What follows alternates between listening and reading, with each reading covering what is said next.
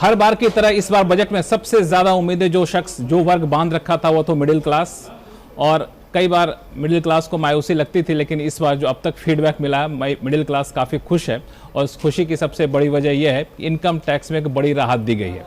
हालांकि पूरे बजट को बनाने वाली टीम के जो मुखिया अधिकारियों की टीम के मुखिया हैं वो हमारे साथ हैं, वित्त सचिव तुहिनकांत पांडे सर आपका स्वागत है हमारे शो में, और साथ ही साथ अरुणेश चावला जी जो वैसे तो कहा जाता है विनिवेश विभाग के सचिव हैं, जो आमतौर पर डिसइन्वेस्टमेंट करते हैं, लेकिन इनका काम जो है कैपिटल एसेट मैनेजमेंट का भी होता है, और पब्लिक एंटरप्राइजेज विभाग के भी मुखिया हैं। आपका भी स्वागत है हमारे शो में।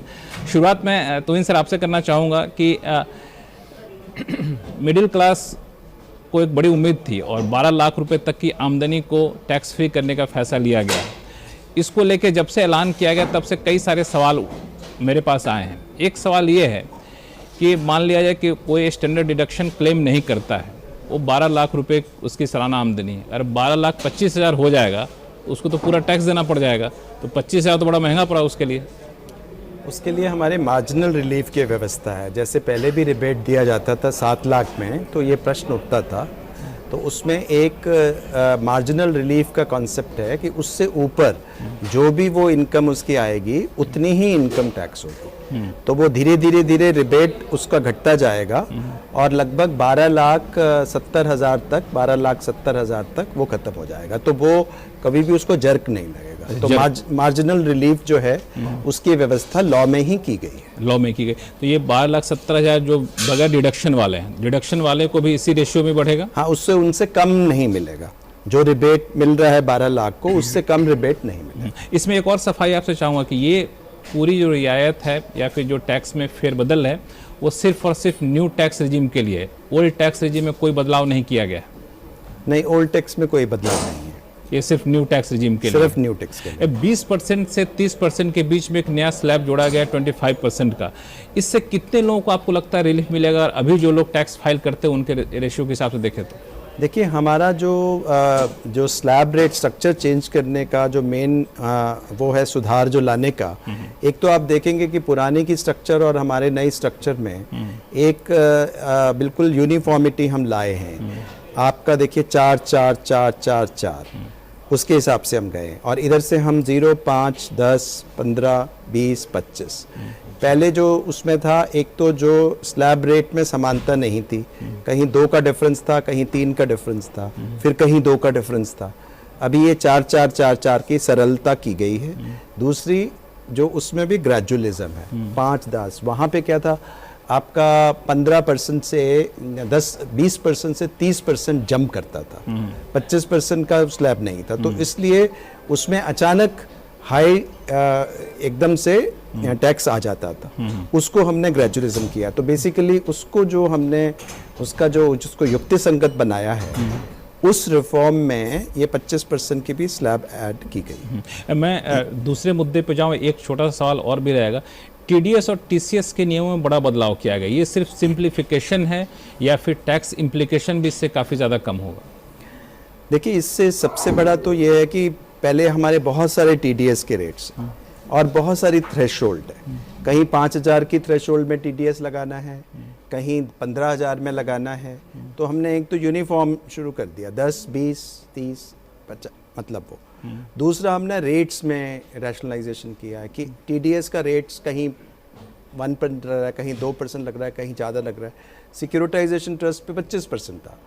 तो उन सबको रैशनलाइज करते हुए हमने एक तो रेट को रैशनलाइज किया है और दूसरा स्लैब थ्रेशोल्ड को किया, समानता लाए हैं। उससे एक तो जो टीडीएस काटने वाले हैं, क्योंकि टीडीएस काटने वाले खाली इंस्टीट्यूशंस ही नहीं होते, टीडीएस काटने वाले हम और आप भी होते हैं।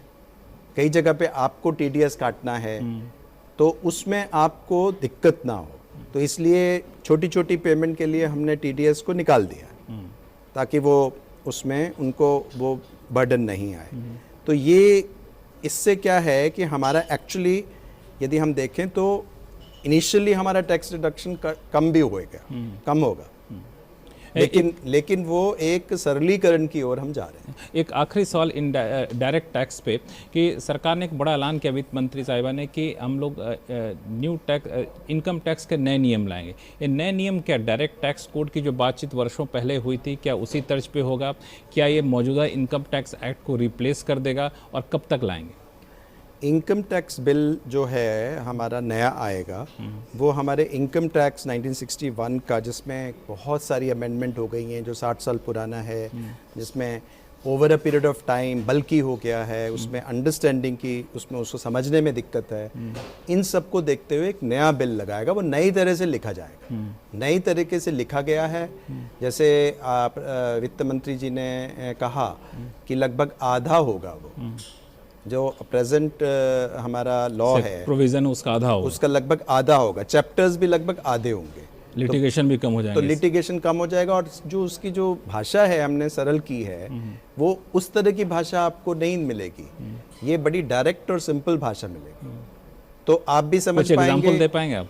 वो तो आप जब बिल देखेंगे आपको रिएक्शन तो का बिल मौका कब तक मिलेगा। लागू करने की का टारगेट है? वित्त मंत्री जी ने कहा है कि इसी लेग में सेशन के 13 तारीख से पहले बिल पेश किया जाएगा। पेश किया जाएगा, अप्रूवल होगा, उसके बाद लागू किया जाएगा। उसके बाद तो वो स्टैंडिंग कमेटी में जाएगा और उसमें फिर चर्चा होगी और लोगों के और मत लिए जाएंगे। लेकिन इसको बिल बनाने से पहले भी बहुत वाइड चर्चा हुई है, बहुत सजेशन मंगाए गए हैं, एक कमेटीज़ में, कई कमेटीज़ ने काम किया, तो 6 महीने में काफ़ी काम हुआ है। चलिए, तो ये सारी बातें तो डायरेक्ट टैक्स के, इनडायरेक्ट टैक्स पे बड़ा फैसला लिया, उस पर मैं आपके पास आऊँगा। अरुणेश चावला जी, आपके पास आना चाहता हूँ, क्योंकि हमारा चैनल एक बड़ा वर्ग ऐसा भी है जो शेयर बाजार का निवेशक है, और जब भी मैं कहता हूँ कि दीपम सेक्रेटरी हैं तो लोग कहते नहीं, तो विनिवेश सचिव हैं ये तो सबसे निगाहें टिकी रहती है कि विनिवेश के मोर्चे पे क्या किया जा रहा है। 47,000 करोड़ रुपए का टारगेट अगले फाइनेंशियल ईयर रखा गया है, इसमें क्या शामिल है? स्ट्रेटेजिक डाइवेस्टमेंट कितना है, OFS कितना होगा, क्या इसको कैसे आप टारगेट को अलग अलग बांट के देख रहे हैं? धन्यवाद। पहले तो मैं ये स्पष्ट करना चाहूँगा कि डिसइन्वेस्टमेंट का कोई टारगेट नहीं है।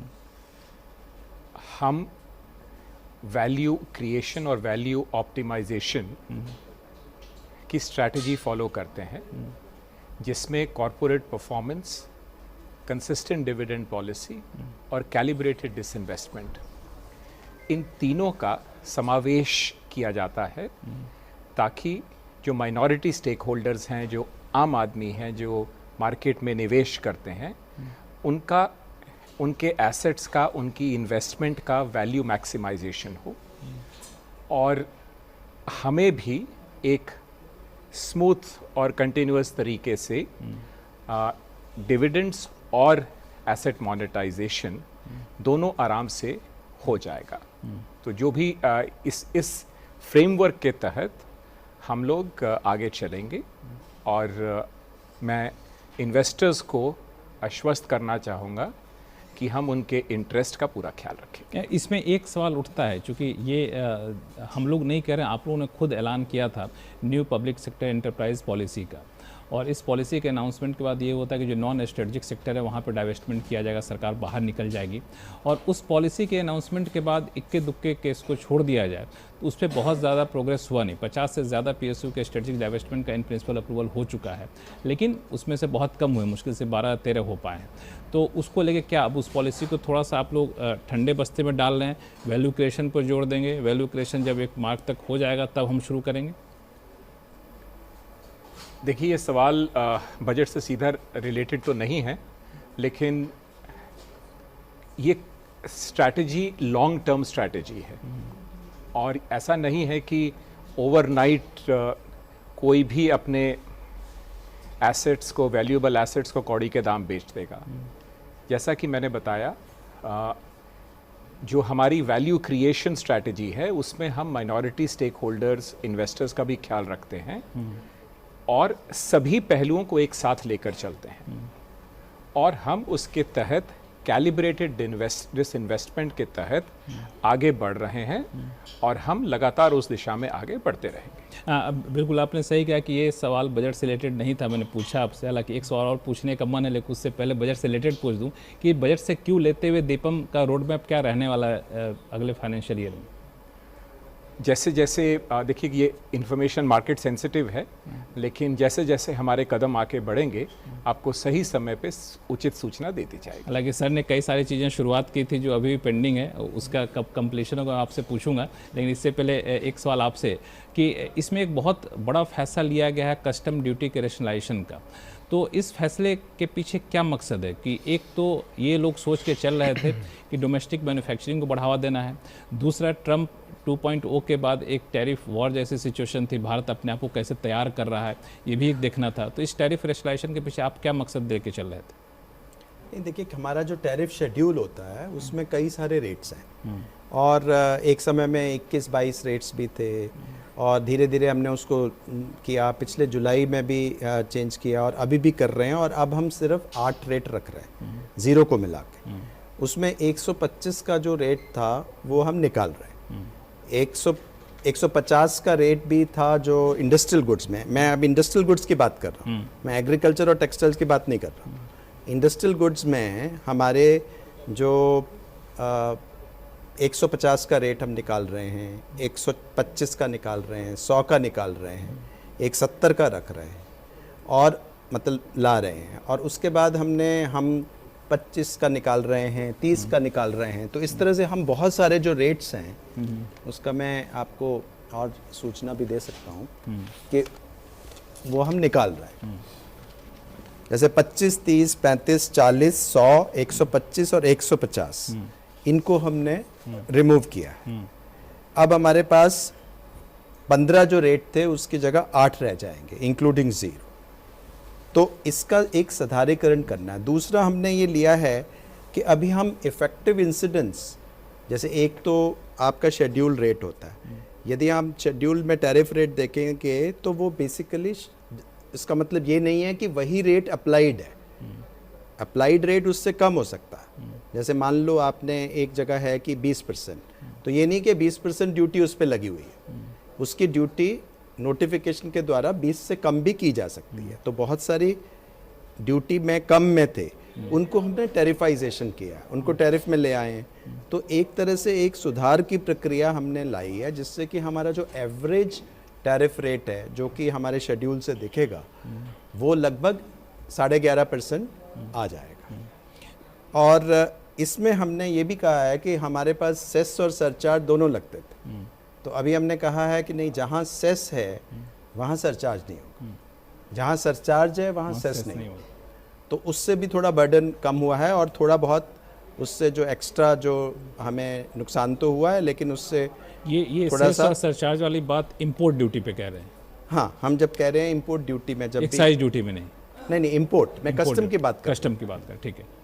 क्योंकि कई सारे एक्साइज ड्यूटी में भी कई जगह सरचार्ज और सेस दोनों लगते हैं कई सारे प्रोडक्ट के। मैं कस्टम की बात कर रहे हैं, बिल्कुल। तो हम लोग जो कस्टम स्ट्रक्चर की बात कर रहे हैं उसके टैरिफ की बात कर रहे हैं।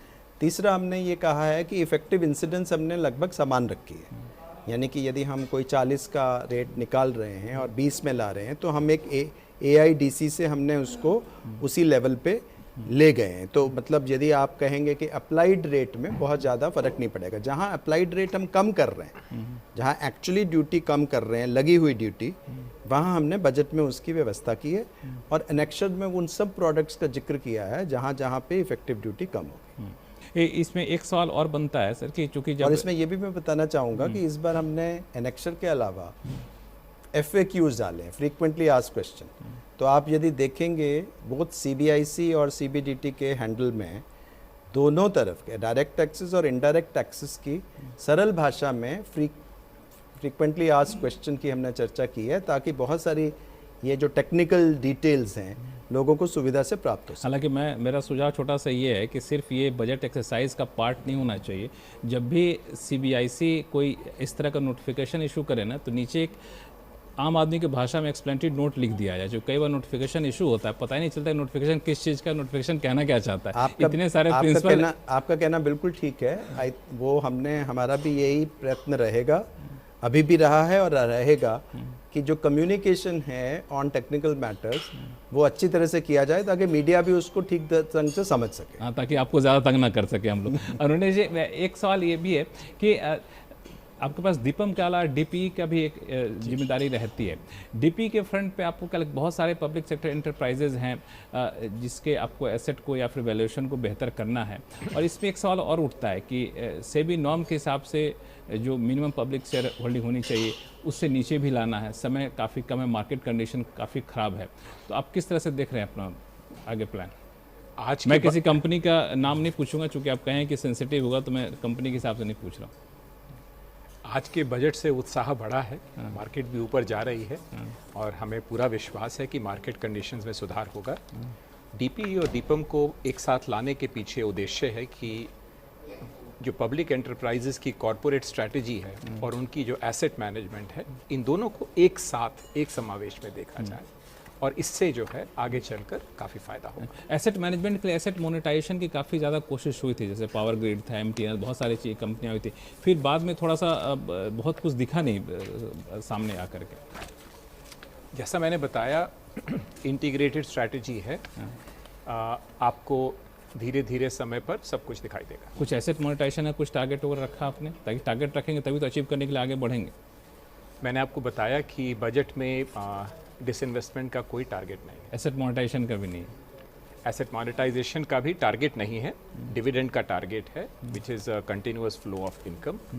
और एसेट मोनेटाइजेशन हम कैलिब्रेटेड स्ट्रैटेजी के तहत मार्केट कंडीशंस को देखते हुए माइनॉरिटी शेयर होल्डर्स, जो आम जनता जिसने अपना पैसा अपना सेविंग लगाई है, उसके इंटरेस्ट को भी ध्यान में रखते हुए आगे बढ़ें। एक आखिरी सवाल, एक एसेट मोनेटाइजेशन में मैं स्पष्ट करना चाहूँगा कि एसेट मोनेटाइजेशन जो है वो तो बेसिकली रिसाइकलिंग है, और उसमें जो उसका जो वो प्रोसीड्स है वो सरकार में नहीं आता है। जैसे मान लो वो उनके कैपेक्स में जाता है, जैसे मान लो पावर ग्रिड है या इंडियन ऑयल है, यदि वो अपने किसी एसेट को मोनेटाइज करती है, इनविट के द्वारा करे, चाहे टीओटी किसी और मेथड से करे, सिक्योरिटाइजेशन करे, पीपीपी करे, तो वो बेसिकली उस जो उसको प्राप्त होती है उसकी प्रोसीड्स, उसको फिर वो अपने कैपेक्स में डालती है, वो उसको सरकार में नहीं आता, तो उसकी जो कैपेक्स के साइकिल में वो मदद करता है। लेकिन एसेट मोनेटाइजेशन, लेकिन एनएचएआई में है कुछ, जो जैसे टीओटी करेगी तो उसका कुछ भाग सरकार को आएगा, लेकिन इन्वेट जब करते हैं NHAI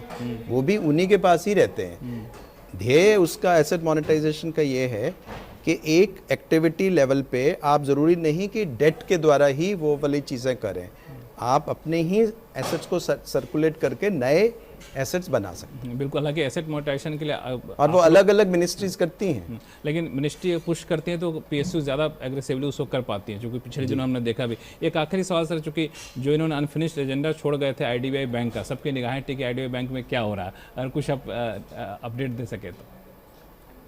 I can just assure you it is on track, बाकी आपको समय से पता चल जाएगा। करंट फाइनेंशियल ईयर में ट्रांजैक्शन पूरा हो जाएगा? अब मैं मार्केट सेंसिटिव इन्फॉर्मेशन यहाँ नहीं देना चाहूँगा। एक आखिरी सवाल सर आपसे पूछना चाहूँगा कि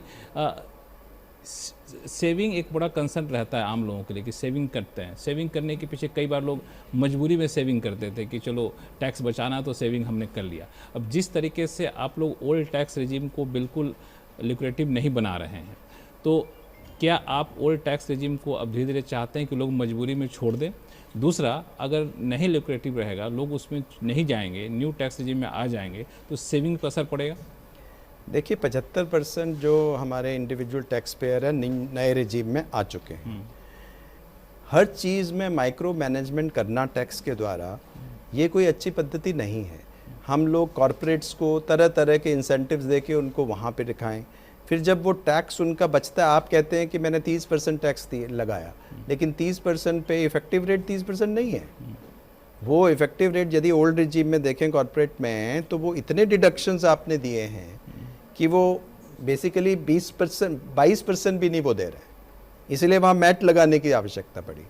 तो इसलिए जो हर जगह माइक्रो मैनेजमेंट करना, हर जगह फिस्कली उसको करना, मैं इतना कर लूँगा, इससे मतलब हम विश्वास करें, जनता पे विश्वास करें। हर एक लोगों की नीड्स अलग अलग हैं। कई जगह पे आपके अपने ही लाइफ साइकिल आप देखेंगे, कहीं आपको सेविंग करना है, कहीं आपको कंजम्पशन बढ़ाना है, कहीं आपको रिटायरमेंट का लेना है। तो ये जो प्लानिंग है, फाइनेंशियल प्लानिंग है और ये है, उसको फोर्स नहीं किया जा सकता इंसेंटिव द्वारा। तो कंजम्पशन, सेविंग, इन्वेस्टमेंट्स, तीनों का जो अधिकार है हाउस होल्ड्स के पास रहना चाहिए, और वो चूज़ करे वो किस ईस्ट एरिया में देखता है। हालांकि हमारा समाज इतना फाइनेंशियली उतना लिटरेट हुआ नहीं, अवेयरनेस नहीं है। कई बार लोग मजबूरी में करते थे। 31 मार्च से पहले सारे सेविंग होते थे, तो सेविंग आपका कलेक्शन भी बढ़ता था और बैंकों के डिपॉजिट बढ़ते थे। लेकिन अब धीरे धीरे वो एक कंसर्न रहता है, बैंक भी कई बार ये कंसर्न जताते हैं, सेविंग का गिरना भी कई बार सेविंग आता है। तो आप लोगों के लिए अच्छी चीज़ होती थी। हमें आशा है कि मीडिया इसके बारे में पब्लिक को अच्छा इसलिए आपसे सवाल पूछा मैंने। चलिए, आप दोनों का बहुत बहुत शुक्रिया हमारे साथ जुड़ने के लिए। Thank you so much. Thank you.